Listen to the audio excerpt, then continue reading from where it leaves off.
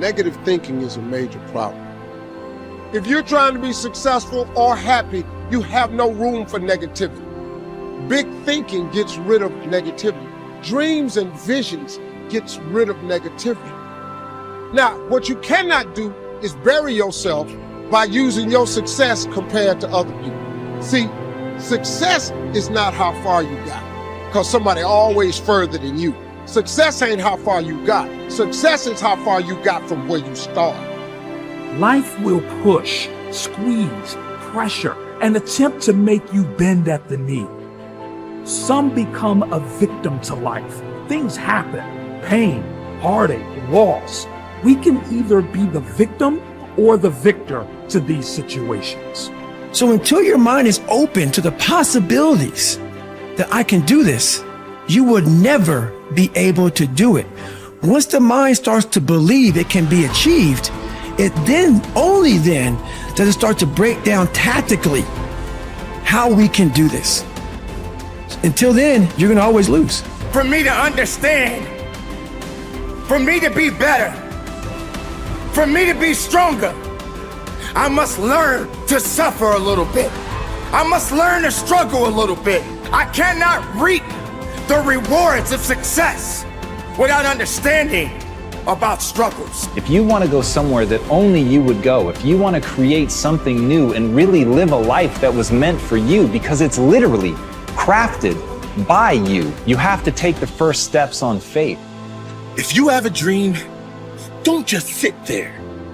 Get your ass up and make something happen. Sometimes you just have to move. Do something. Make a call. Reach out to someone. Google something. Learn something new. Set out what you believe in. Lay out the power you have. Actually, lay out the power that you have always had. Use this, become this, and have it.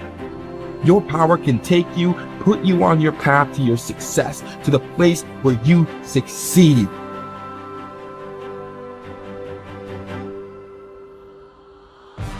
You have, and you always will have this potential to improve, this potential to adapt, and this potential to change. This is what you've been working for. Go on and receive that.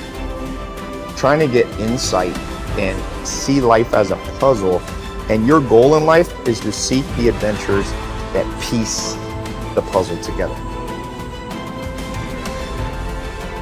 Who are you? You're the thing that transforms who you are.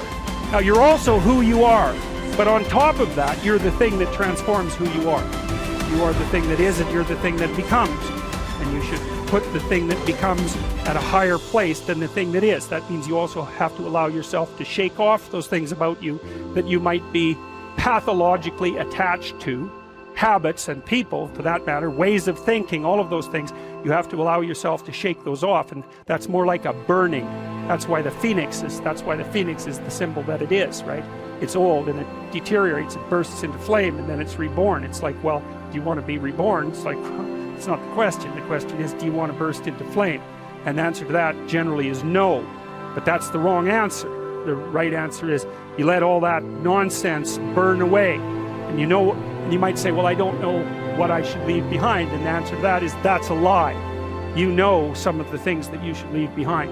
All you have to do is ask yourself. You'll come up with a list instantly of 100 stupid things that you're doing that you know you could stop doing. Some of them maybe you don't know you could stop doing. It's like, well, fine, leave those alone for now. But there's a bunch of things you perfectly know well that you could stop doing that would improve your life. And so do that, see what happens. That's a good idea. What's really interesting is self-value, real self-worth comes from doing hard things. We keep talking about self-love. We keep talking about loving yourself, believing in yourself. That happens naturally when you go through something difficult. Everyone who's listening right now, I guarantee has been through something difficult. Maybe they lost a friend. Maybe they've been through cancer. Maybe they lost their job and had to rebuild. Maybe they completely got destroyed during the pandemic and had to figure everything out with their health. The point is, we've all done hard things, and self-worth and self-value comes from recognizing the hardship you've been through and the growth that you made during that time. Now, if you're someone who's listening and saying, Jay, well, I'm not sure I've been through anything that challenging, well, that's your challenge. Go and figure out what it is that you want to do that's hard.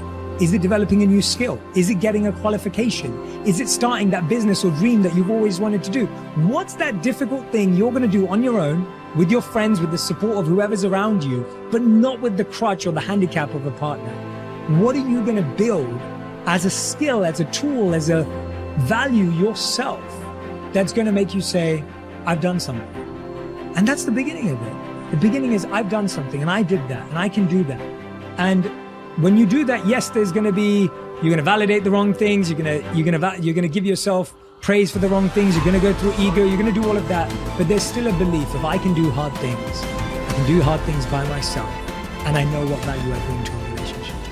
Persistence is self-discipline in action. Your ability to persist in the face of all setbacks and temporary failures is essential to success in life. Napoleon Hill said, persistence is to the character of man as carbon is to steel. The primary reason for success is persistence. And likewise, the primary reason for failure is lack of persistence, quitting too soon. There is a direct link between self-discipline and self-esteem. Each time you discipline yourself to do what you should do when you should do it, whether you feel like it or not, your self-esteem increases. Each time you persist and force yourself to continue on, even when you feel like quitting, your self-esteem goes up. Each act of self-discipline strengthens every other act of self-discipline. Every act of persistence strengthens every other act of persistence. When you discipline yourself to persist over and over, you like and respect yourself more and more. You become stronger and more confident. Eventually, you become unstoppable. Persistence is its own reward. Every time you force yourself to persist on a task, whether it is large or small, you feel happier and better about yourself. When you go the extra mile and do more than you are paid for, or more than is expected, your self-esteem goes up. You feel more powerful and in greater control of your life. In your career, when you go the extra mile, you put yourself on the side of the angel. The primary difference between winners and losers in life is simple. Winners never quit and quitters never win. You can increase your ability to persist by talking to yourself positively. Say these words, I am unstoppable. Before you begin any major undertaking, pre-program yourself by telling yourself, I never give up. Before you can achieve anything worthwhile in life, you have to pass the persistence test. This is usually a snap quiz sprung on you unexpectedly with no warning. You suddenly face a major setback, problem, temporary failure, or even a complete disaster. When this happens, remind yourself that this is the testing time. This is when you demonstrate what you are really made of. This is when you show yourself and others the strength of your character and your true determination to succeed, your ability to respond effectively to setbacks. Your level of responsibility is the measure of your readiness to succeed. When you experience a major setback or problem, you will feel temporarily stunned. This feeling is very much like a punch in the emotional solar plexus. You will be stopped for a few seconds or a few minutes. During this period, you will often feel discouraged or experience self-pity. You will say, why me? However, it is not how far you fall that counts, but rather how high you bounce.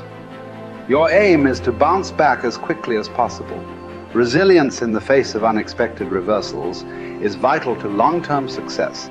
Remember the warrior's creed. I will lay me down to bleed a while and then rise and fight again. Don't be surprised, shocked, or set back when things go wrong. Your best laid plans will often fall apart. Instead, expect disappointments and setbacks as a part of life. Take a deep breath, pick up the pieces, and continue onward. Our minds, our thinking controls our destinies here on Earth to a degree totally unsuspected by the great majority of people. When we think about it a moment, it becomes so obvious, so clear and simple. Well then, if we become what we think about, and if we can control our minds, we can pretty well tell our own future. And that's the point I want to make.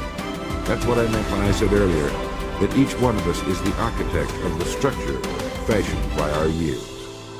This means that if we're confused about what we wish to become or accomplish, our lives, our environment will mirror that confusion. It also means that if we know what it is we seek, that it must be accomplished. Barring an act of God or a catastrophe over which we have no control, we as individuals can call our own shots for the rest of our lives. We can know what it means to go through life from one success to another, to play life according to the rules and reap the rewards. We can know what it means to have peace of mind and live calm, cheerful, successful lives. You are at this moment the sum total of your thoughts to this point, for there is nothing else you can be. And 5 years from now, you can be and have anything you set your entire mind and heart upon.